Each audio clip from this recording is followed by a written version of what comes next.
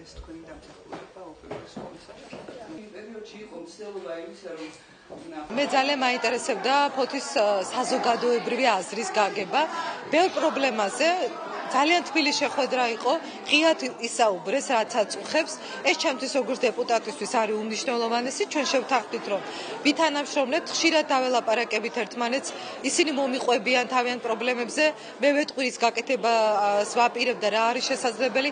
ასევე უნდა ჩაერთონ ქალაქის ყველა მნიშვნელოვანი საკითხის გადაწყვეტაში, მათ შორის ფოთის მერის დანიშვნის საკითხში, რომელიც უმნიშვნელო თემა არ არის და ბუნებრივია, აი ასეთი უნდა იყოს ურთიერთობა დეპუტატის ამორჩეულთან. ძალიან ხშირი, ძალიან ღია, ძალიან გულწრფელი და ჩვენ ეს ერთად უნდა გავაკეთოთ, ერთად უნდა მივხედოთ ამ ქალაქს. ამიტომ ეს ტრადიციად გვექნება, რომ ჩვენ ხშირად შევხვდებით ერთმანეთს ამ ფორმატში. ძალიან საინტერესო შეხვედრა შედგა.